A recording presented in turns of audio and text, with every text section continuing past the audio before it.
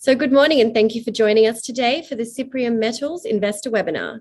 Today we are joined by Cyprium Metals Executive Director, Barry Cahill, who will be providing an update on drilling at the Nifty copper project located in the northeastern Pilbara region of WA. We'll be starting the webinar with the recently lodged investor presentation, followed by a Q&A session. So with that said, Barry, I'll hand over to you. Thanks, Jane. Welcome everyone.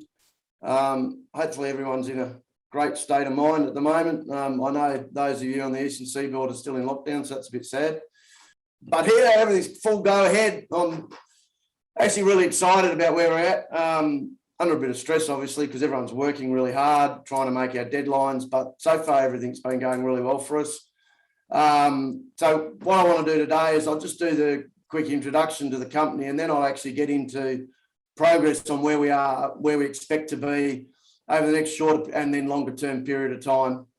A lot of stuff I go over, I've been over before. I've had questions through just to reaffirm and reconfirm some of those things, so I'll do that again. So for those people who are full bottle, I'm sorry, you'll probably hear a repeat of stuff.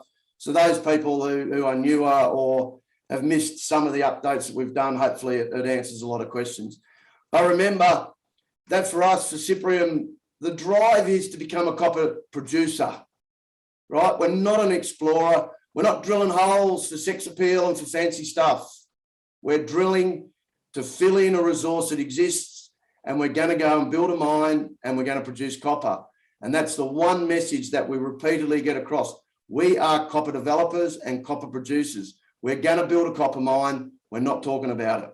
So that got to get that clear in everyone's mind when they make an investment in this company. That's what we do. That's our skill. That's our expertise. And quite frankly, we think we're good at it. And we'll prove that over the next 12 to 18 months.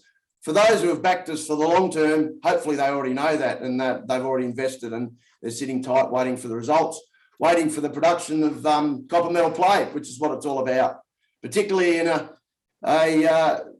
global electrification thematic. You're not in the thematic if you're not producing. And we see that with our lithium producers, how in recent times the lithium price has taken off and those producers have gained an advantage from it. People exploring and drilling holes and all that, when the copper thematic takes off as it will, the only reward will come really to those people that are producing copper at that time. Once the thematic's over, you don't make money. It's as simple as that, and that's what we're focused on. That's why we started the business 2 years ago. We started this business to do and to build an Australian originally copper developer, and then of course the COVID issues took over and we tended to focus more on Western Australia. Even though we have our Australian-wide ambitions still, we have projects all over Australia that we're interested in. It's really quite difficult to go interstate with all sorts of things at the moment. So we've focused in on West Australia. We've got the Nifty project, which I'll talk mostly about, where we're going to get into production. So we've got that focus on there. And then we've got our other projects, which I'll touch on briefly.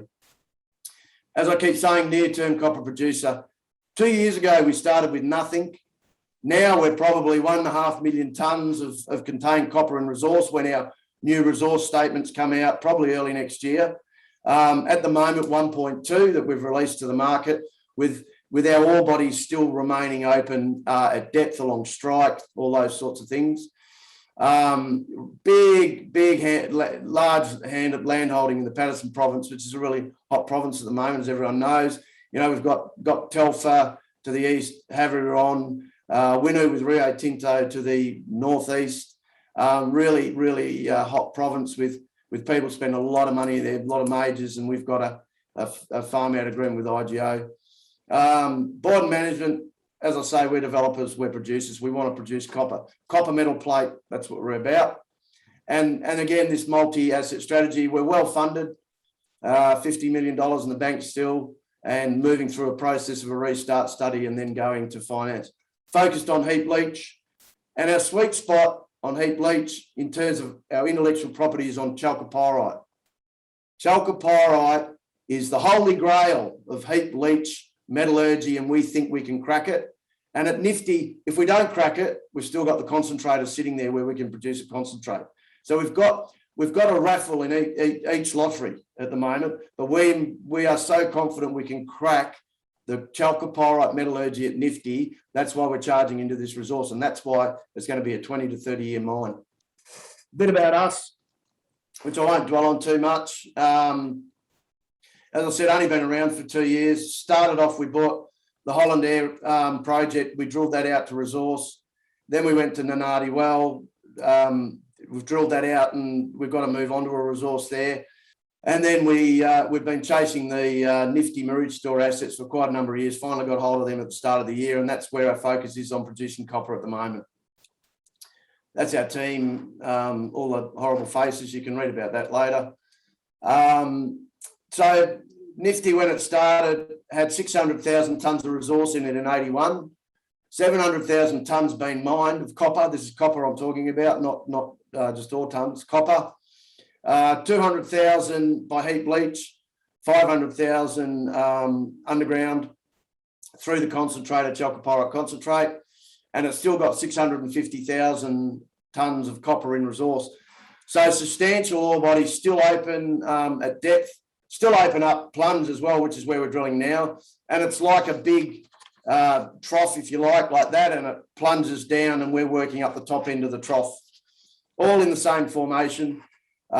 We've got significant infrastructure on site. We've got a nearly 3 million tonne per annum concentrator, a 25,000 tonne SXEW, all the power, 21 meg, more than enough for what we need. Workshops, village, airstrip, and this huge resource.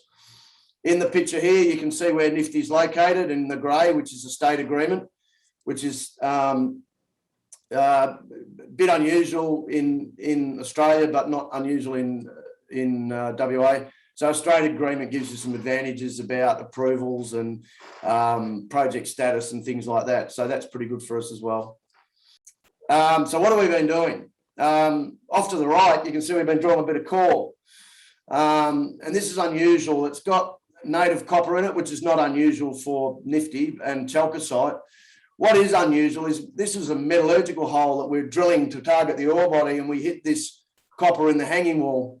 And when you look at locations, the deepest part of the pit's sort of 170 metres. This is sort of 150 metres. So it's sort of in the wall of the pit, which sort of coincides with the fact that this thing's like a big basin. So we're sort of coming into that basin part of the ore body. So pretty well unexpected, I must say, but a fantastic result, really. And we'll get that core down. We'll do some metallurgical testing on it. We'll have a look at it and see what we can do, but certainly a bonus for what we're trying to achieve. We only took over in March, at the end of March 2021, so effectively only been there for 5 months, which is a very short time, and I think people don't appreciate that the progress we've made in 5 months is, for us, is huge. When we started there, we took over started on the care and maintenance with about 10 employees. We're now up to over 100. We started off flying a 19-seat plane. We're now flying a 50-seat plane, about probably to go to a 100-seat plane. We're looking at different days for roster changeovers, so different flying days. We've been refurbing the camp, biggest hotel in the Great Sandy Desert. We've got lots of people coming through and staying at the camp who are drilling in the area. So lots and lots of work in terms of what we've achieved. We've reviewed the mineral resource. We're drilling that now. Sorry, I'd hope to have a release out maybe this week, next week, with the first set of results. But at the moment, all our geology managers are working on site, on different sites on drill rigs. So I'm not pulling them off drill rigs to compile releases, but hopefully I'll have one by next week. Sterilisations we've finished for the key infrastructure. That looks all right. Trench and sonic drilling we've done. Sonic drilling finishes probably next week. Metallurgical test work's been undertaken, and I'll talk about that. And at the moment, we've got the sonic rig, an RC rig, a diamond rig at Nifty, and then an RC rig at Maroochydore. So drilling heaps of meters. We've probably must be getting close to 10,000 outstanding assays at the labs at the moment. I completed all the survey work for the government approvals. Documentation's been compiled for submission. And in fact, the first workshop with the government for the approvals process and what's required is actually on this week, which is pretty good. So we were trying to get that process underway by the end of the month. So the fact that we're going to workshop just prior to the end of the month is pretty good. Although, you know, I don't know about how timing for that's going to go, but we'll see. So far, everything's on target, but government approvals, as you know, are at the on the government's timing, not on our timing. So we'll see how that goes. But at the moment, that's all on track. We've engaged with the TOs on a number of occasions. We've brought them to site. We've actually had a local traditional owners board meeting on site, which was good. We've been starting to employ locals. We're starting to work that program through. Because remembering the heap leach SXEW is in fact quite unusual in Australia, so there's not that skill set. So we have to train people up with our intellectual property and our skill set, and we'd like to actually use some locals to do that. So we're trying to go through that process. I mean, truth of the matter is we don't care where our employees come from. We're not biased, but if we can get locals into some of that training and some of those jobs, that'd be really, really good.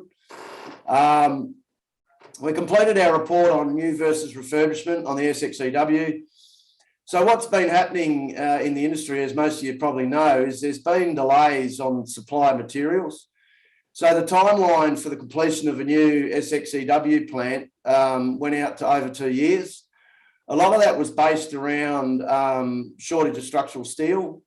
So what that meant is if we signed a check today, right now, then September 2023, our plant would be on site getting commissioned, which I think is almost the elephant in the room for the industry, because there's a lot of companies that are talking about finishing BFSs and starting plant building, and they're all going to be built by next year. We've been through that process and we don't see that happening. So we've basically gone back to our refurb. And what we've done is the critical spares part of it, we've picked them all out. The longest lead time for just a critical part was about 12 to 14 months. And in fact, some of those have opened up. So there's one that was 12 to 14 months is now, when we're looking at writing a check, is 8 months. And the reason for that is if your plant's going to take 2 years, you don't deliver a critical spare in 12 to 14 months. So you cancel that order. So there's obviously been order cancellations, and some of it's come back to 8 months. So this month, we expect to sign checks for those critical parts to the plant refurb, pay 20 or 30% deposit to start the process of manufacturing, because if you do the maths, if you start that process in September, then it'll be delivered prior to the end of next year when we want to be commissioning. So in that terms, we're still on timeline. So just to reiterate our timeline, we finished the restart study by the end of this month, which looks a bit slow at the moment, but we'll see. We've already started the setup for the data room. We've already started the cash flow models. We've already engaged with financiers. We're organising some site visits. So that engagement process is taking place. Once the study is finished, the data room's finished, and the cash flow model's finished, we then fully engage for due diligence with financiers, accept term sheets, and try and get that done by the end of the year. At this stage, without having a final cash flow model, we're looking for about 100 million Aussie. Get that finalised, commence the heavy work in January, commission by the end of 22, full production by the start of 23. That's our timeline, that's our target, that's what it's always been. It's tight now, so it's not going to be quicker. We definitely know it's not going to be quicker. It's tight now, we know that, but so far we're bashing away, everyone's working really hard to still meet those timelines. And as I said, there's nothing to suggest that approximately we're going to be around it, notwithstanding that we've got a timeline for government approvals, but that's at the beck and call of the government departments, remembering that. So at the moment, everything seems to be on time. We look for production at the start of 2023. As information comes available and things finalise, if it's pushing out or it's tightening up or whatever it's happening, we'll let everyone know. But at this stage, we seem to be all right. And in fact, crews are already on site to start the refurbishment process on the SXEW. That's already commenced. So the other things we're going to continue on, we've started on the feed side, the front-end engineering design, that's already started. Restart study, the document's already been populated. Some of the crew are going to have some midnight runs to get that finished, but that's how these things go. Bad luck for us all, but that's the job. And then we'll into that project finance process. And everyone's super pumped and super keen to get going because we actually want to start construction. We actually want to produce copper. And as I said, the government approval process so far seems to be going okay, but let's see. Let's see where we end up. And we're just compiling documents and data. Because what you've got to remember is the site's been going for 30 years. So in each of these areas that we're working on, there's 30 years of data and documents and terms and conditions that we've got to compile. So it's not a simple job. It's quite a complicated job and everyone's working pretty hard for it. So just to move on a bit, trying to cover off on those pertinent points. This southeast drilling, we finished. This is where I think we'll get a release out in the next week or two. And there's going to be follow-up drilling to that at some stage. Southwest, we're fully into now. And again, we're seeing some results. In fact, in another slide, I'll show you some of the cuttings. And we're doing the diamond drilling for the metallurgical holes in here at the moment. So they'll be shipped. I think the first couple of holes will be shipped to the lab either this week or next week. We're doing the met testing on the trenching and the drilling here. This sterilisation drilling is completed. All the work around for new heap leach has been done through here, the flora fauna around the tailings dam here. Camp refurb started. We're already into the dry mess, and then we'll start the refurb through the size. We've approved the capital for that, so that's already started. We've approved the capital for the comms, so the comms will go to 4G. That work sort of started as well, so that's going really well. As I said, we're flying in bigger planes already. So far, I'd say everything's going okay, but flat out. And you can see what we're targeting with the drilling, which is what's really interesting. So you can see the underground here. You can see the gap between the pit and the underground, remembering it's like a big trough. And you can see the gaps in the resource as we move this way that we're trying to drill, and back up to the western side, which is what we're drilling at the moment. You see the heap leach sitting on top of it. If I just take you back to this previous slide, the open pit optimisation at the moment comes out this way, like that. Takes out probably half of the leach pads, comes quite close to the SXEW, which sits in here after 20 years, of course. So the first 10 years, not a problem. And then basically the plunge, that plunge I talked about is plunging to the east this way. So that's why we did that southeast first, just to see what surface stuff was around there. And now we're tidying up the holes back up the western in the shallower stuff. So if I go back to the next slide, you can see that. So you can see this keel. So the results will come out for this zone in here, which we know there's some mineralisation there. And then we're drilling in here now for this area in here. And you can see the two limbs. You can see the northern limb, which the pit's based on, and then you can see the southern limb. You can see the old underground workings. And what you can see is the pit takes out all the mineralisation.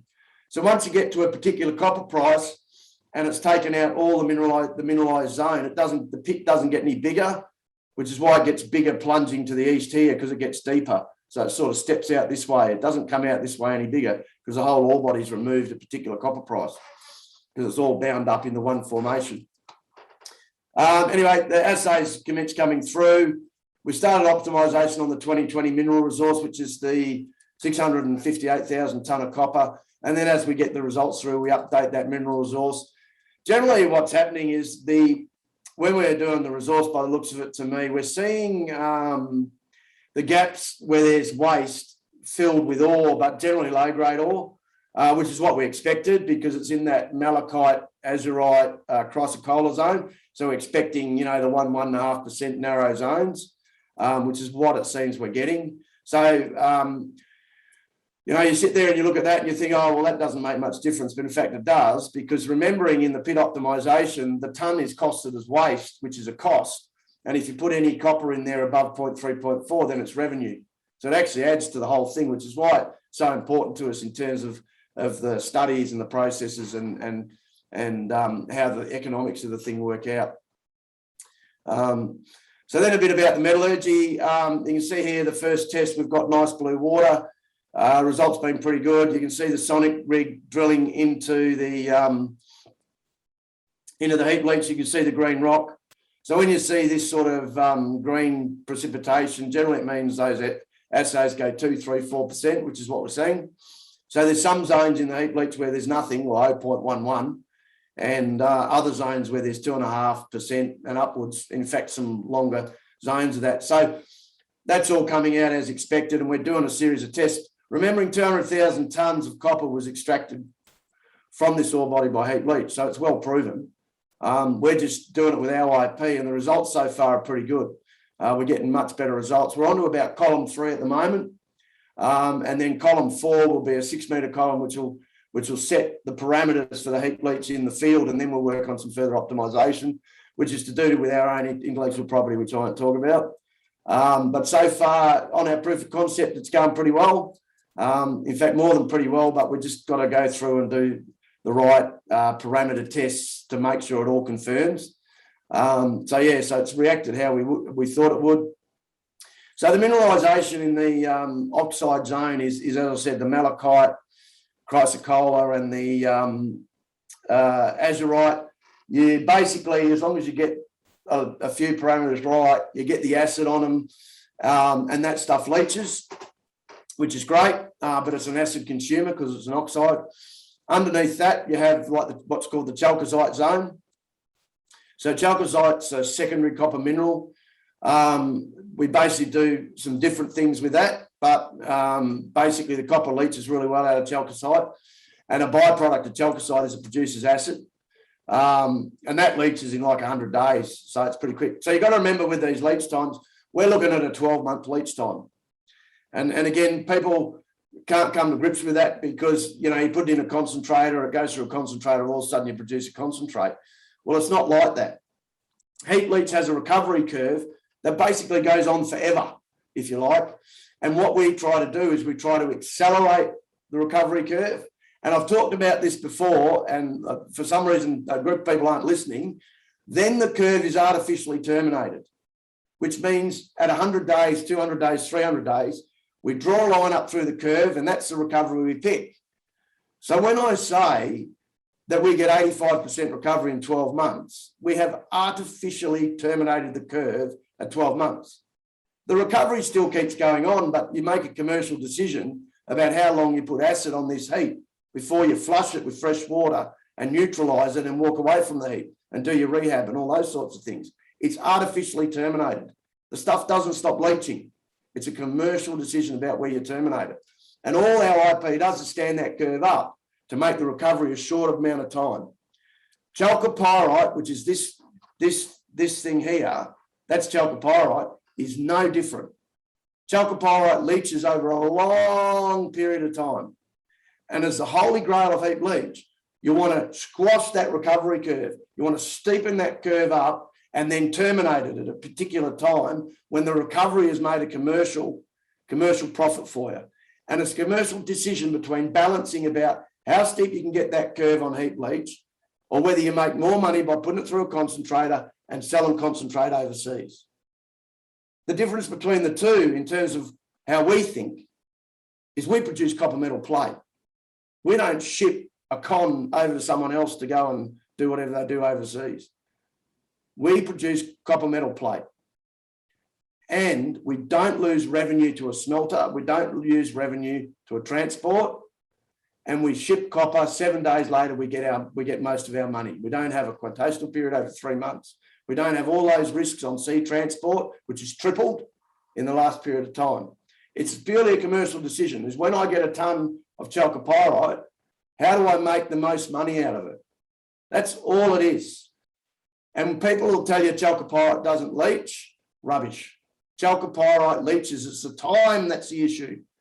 It's the time. And the problem in Australia is we don't understand heap leach like that. And time again, when we've successfully leached chalcopyrite, oh, no, you haven't. Well, we have, because there's nothing else in there. So we'll crack the chalcopyrite. If we don't, we've still got the fallback plan of the concentrator, which produced 500,000 tonne of copper. How many times do I have to say it? 500,000 tonne of copper came from that concentrator. We can turn it on in a month and produce concentrate. Like,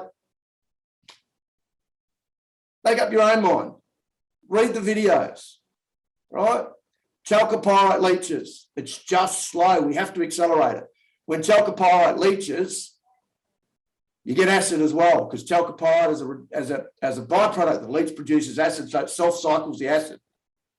We have IP, intellectual property, that assists the leaching of chalcopyrite. And it does that by steepening the curve. That's all it does. It's not rocket science, it's just the parameters. And we're like a carpenter with a tool belt. And each rock type has a different requirement in heap leach, and you use different tools. You don't use all your tools at the same time because the minerals are different. Chalcopyrite just requires different tools. There's different things that happen in the leach, and that's really what we're working on. That's our intellectual property. And I don't talk about it because we're going through a patent process right now. And watch, see what we can do. And if we can't leach chalcopyrite in a commercial sense, we've got a big bloody concentrator on our lease ready to go. And if you can't understand that, then I don't know what else I need to say. We will crack the metallurgy. You can see blue water. We saw blue water at Hollandair. We will produce copper metal plate from that heap leach in the first quarter of 23, the start of next year. And we'll all stand around smiling behind a bit of copper plate. That's what we want to do. Anyway, enough of that. Bit about Murchison. Oh, actually, I'll go back. I'll just talk about the restart. So when the restart comes out, it's mainly based around the debt providers. It's about getting the finance, because we want to get finance and go and build this bloody thing.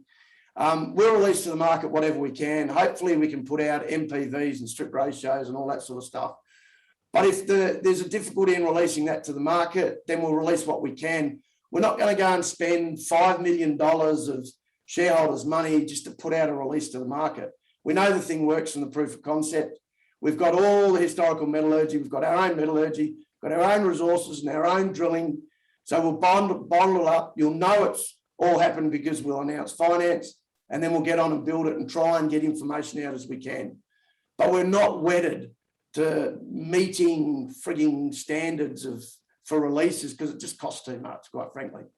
But we'll release what we can. We'll deal with what we can and put it out.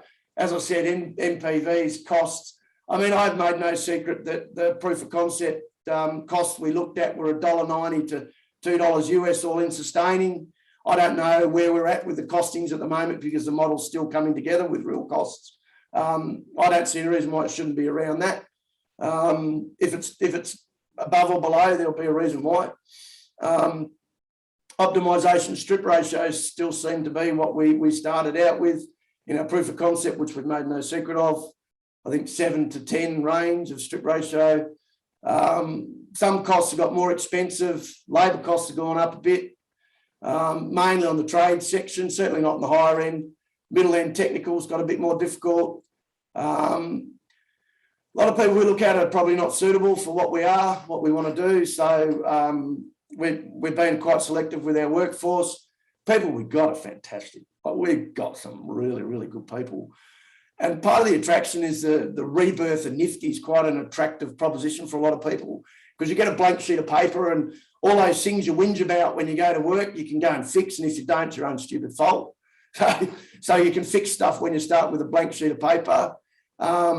You know, and all our safety is good. Our environmental's good. We're working with our traditional owners. We're not going to stand up and brag about that stuff. That's just a poison pill.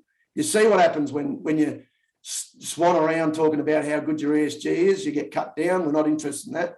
We want to do the right thing, and everyone understands that we're doing the right thing. But the only way that we survive is to produce copper metal plate, and then that rewards everyone.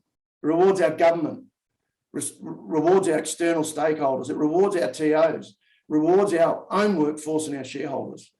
And that's the philosophy and the strategy that we keep pushing. We produce copper metal plate, we make money, everyone gets a reward from it. But we don't hurt people. We look after the environment. We look after our landowners, because they're our landowners, whether they're landowners or land users. And we do all those things that we need to do, but ultimately we're going to plate copper metal. That's what we do. Anyway, enough of that. So information we can get to you, we'll get to you when we can. Nifty, well, we've got some more drill holes coming from that. Looks the same, big wide zones of mineralisation. We really like this ore body. We've still got that green mineralisation at the top, which matches the acid production at Holland Air at the Q deposit. We can bring that over and we can build a project here. We see a standalone project, 20-year life, 20,000 tonne of copper, obviously focused on Nifty, so we're not kicking it along. I keep saying that if this was an exploration project by itself, it'd be their #1 project, and every time they put out a big wide intersection, there'd be this huge share price uplift. But I think the focus for us is on Nifty, and people understand that. But we'll keep kicking that down the road. The core's heading down. We'll do some met test work because that's chalcopyrite as well. We'll crack that and on we go. There's also some other funny stuff in there, which is quite interesting. So as we said, we've got that crackle breccia with the high silver. That's sort of intriguing us. So we've got a bit of work to do there. But yeah, we'll kick that along. As soon as Nifty's producing, we'll get that started. And Maroochydore, the crew's down there drilling at the moment. They love it. It's a substantial deposit, this one. We've always liked it. We've always thought we could crack the metallurgy because it's on the same formation as Nifty, so the rock types are the same or similar. I don't think we realised how big it was. Now that the crew's been down there and marked out and they're drilling some metallurgy holes and things like that, having a look at the resource and all that, I think they're a bit overawed by how big it actually is. So really keen on it. And obviously, it's right in our sweet spot. It has that ability to be heap leach. It has, those complex clays and native copper portions. It has the carbonate layers, which are high acid consumers, which we see at Nifty, which we're comfortable with. And then underneath it has the sulfide, which is an acid producer, which we're comfortable with as well. So it is a bit in our sweet spot. And again, this is what we think we like to think that we're good at. We're pretty sure we can crack it. I'll have core this year, so probably early next year we'll do some net test work on that. But again, at the moment, it's not the main game. The main game is Nifty. And then, of course, the Paterson exploration project. Excuse me. Not seen a lot of news out of this because we don't actually have the data ourselves. And a lot of that's due to the delays in timing of assays in the state at the moment. So as soon as we have some information and some news out of that, we'll release some of it. Obviously for IGO, anything out of there is probably not big news for them, but obviously for a small company like that, it's big news. So our rep with those out of our crew, with the IGO guys, keeps well in touch with their crew, and as soon as we get some physical data, we can come out to market. But so far they're working hard. They're staying in our camps. We've got a small camp at Maroochydore. They're staying there as well as staying at Nifty. So they're air core drilling and doing soil sampling. They've done heritage surveys and that through our ILUA. So that's just all going. We just really got to wait for some results and just be patient about it. But really, really happy with progress there as well. Bit of our resource, and that's really about it. So I'll just throw it open to questions. Hopefully I've answered most of your questions. We'll see what else there is. Thanks for that, Barry. You actually did cover quite a few of the questions, but for any of the webinar attendees that maybe didn't hear them, I'm going to jump into them. So when will the restart strategy be finalised so that we can see the full extent of works proposed and the timing? Well, the works proposed is pretty well out in the market. We're going to rebuild the SXEW. We're going to build a new heap leach pad. Half the old heap leach pad's going into a pit anyway, and that's how we're going to do the retreat. And there's a new set of ponds. So that works, and the open pit cutback, that works is quite been quite firm. It hasn't changed. The only thing that's changed is we like the idea of a new plant, but that's not going to happen because of the timing. We're hopeful, as I said, the end of the month, which is, it's only 11 days or 10 days away. The end of the month, we'd have some sort of report.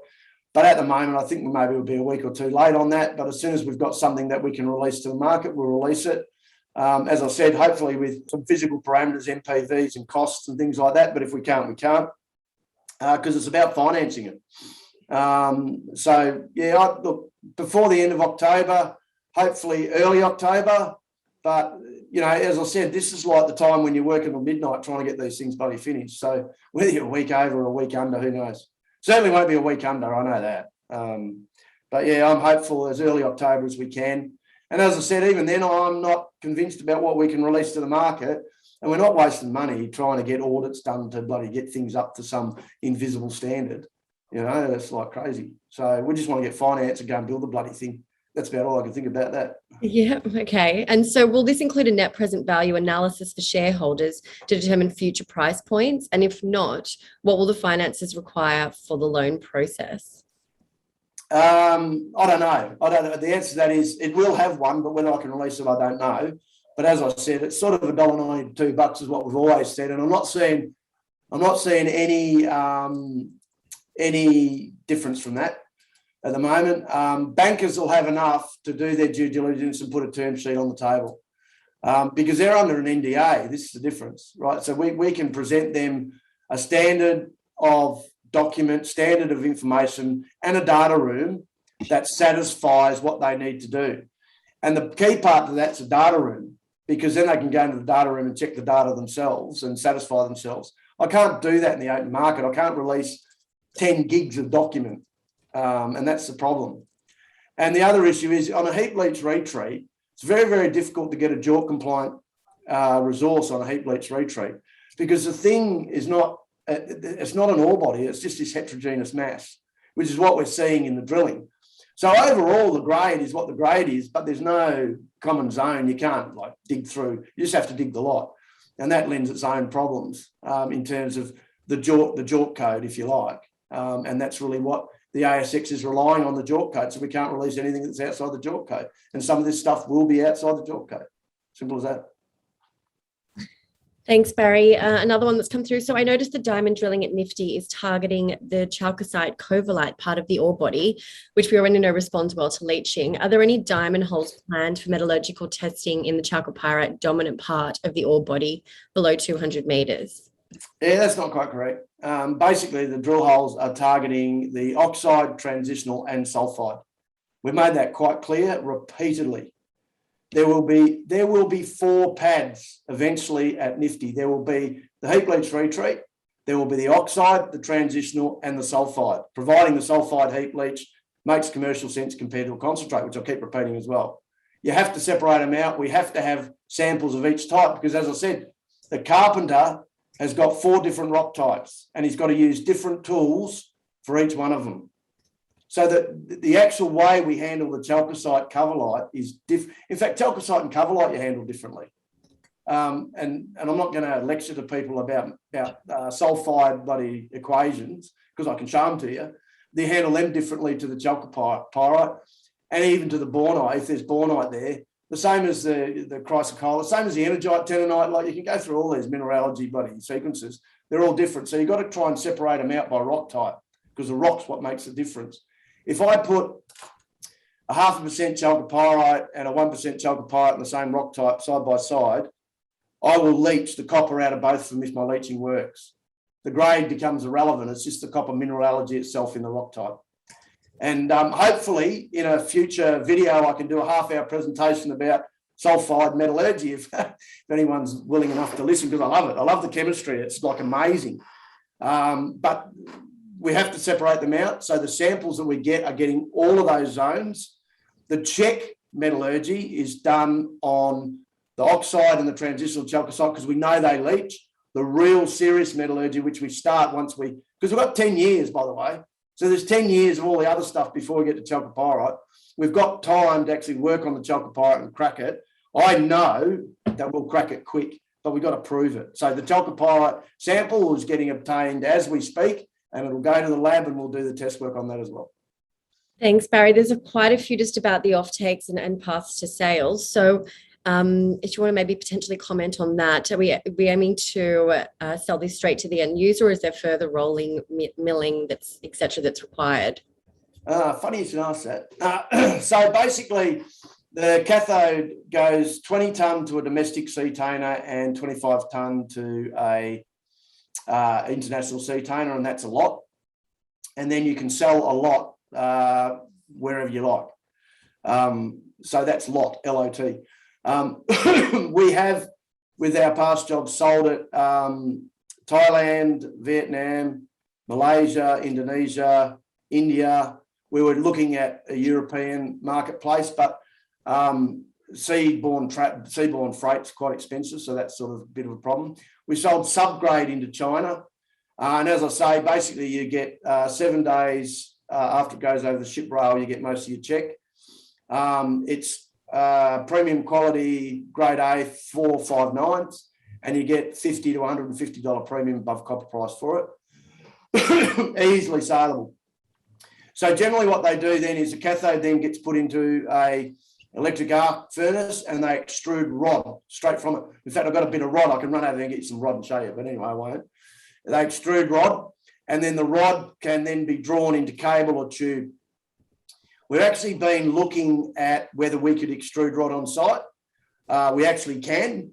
The problem is our labour costs so huge that there's some doubts about the profitability, but I'm working through that at the moment. Imagine that, having a copper manufacturing facility in WA. Whoa, you know, that'd be great. The other thing is some other products you can make from the cathode that we're looking at as well. But basically it goes to an end user. If the quality is really good, they can do other things with it. And we aim to produce quality, because that EW is like a manufacturing plant in its own right. You don't want poor quality cathode. So it sells all over the world, easily saleable, and you can do other things with it, which we'll look at in the longer term. Thanks for that, Barry. So there's quite a few questions coming through, so I'm trying to collate them all. So there's quite a few things just on the copper price and what's going to be used in the BFS. Yep. We did the proof of concept at 6,000 US, and it was pretty good. And as I said, I've said this again repeatedly, in the proof of concept, we tried to kill it and couldn't kill it, which is why we bought it. And then more luck than good management, the copper price went for a run. So I just can't believe the way the copper price has gone since we purchased it. So good luck to us. And I say, like, we're not the smartest people in the room here. We're just arse lucky, quite frankly. But and I'm just testing my memory. I think at about 8,000, the formation's gone. So the pit doesn't get any bigger in that area because it's taken all the formation out. So I think between 7,000 and 8,000 in the resource that we're dealing with at the moment, I don't think it makes any difference to the project in terms of the size of the pit, the size of what we're doing. And every time the copper price goes up, then it's just more on the revenue side. You can do the maths yourself. So you sort of get to this critical mass where you mine the ore body out completely as you go down the plunge, and then copper price is what's extending you to the east. So at the moment, I think at about 8,000, the whole thing's gone. Which is interesting. And then just so people know, go and have a look at the resource. The cutoff on the resource is about 0.75 for the underground, for the sulfide resource. Open pit cutoff's about 0.3, 0.4. So there is mineral outside that resource that'll go into the pit that's currently in there as waste, which is again why we're drilling it. So there's actually mineral that's going to go in and go on to the heap leach. It's actually probably not in resource at the moment, which is why we started with the optimisation that we've got, because we thought, right, that's robust. That'll give us a project that continues to be robust. And anything else is just extra positive to it. So, as I said, we probably won't see a new resource till next year. Thank you. There's just another one that's come through. So does the chalcopyrite coexist with the chalcocite, or are they in different zones? They're supposed to be in different zones, but the truth of the matter is the mineralogy has shown us a mixed combination, which I find intriguing, because I would have thought that the mineralogy would have been done previously and they would have detected that. I mean, we're detecting a few minerals that don't concern us, but are very different from what we've been led to believe. But, it's all good for us.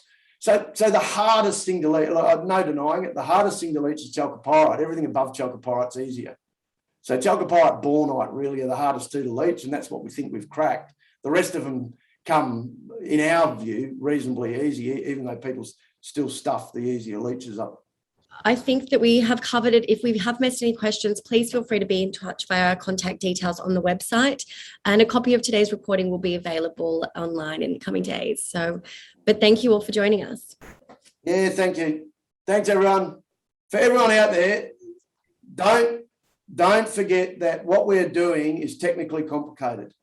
And I cannot express enough that as an investor, do your own research. You need to do some reading about what we're trying to achieve. because when we're successful, that's when people sit back and go, whoa, these guys have done it. We're going to do it. But it's technically complicated. And you really do need to read and have a look at what we produce. We produce a lot of stuff. We do a lot of what are promotional things, but are actually technical talks to explain what we're trying to achieve. And if you want to know what we're going to achieve, remember the old chemistry experiment with the blue water and the steel wool and your plate copper? That's what we're doing. So it's chemistry. And thanks for listening. I really appreciate it. Sorry if I sound a bit aggressive, but I'm actually excited. It's not meant to be aggressive. And I'm excited, and thanks for listening. I really appreciate it. Wonderful. Thank you, everybody. Again, we'll be in touch.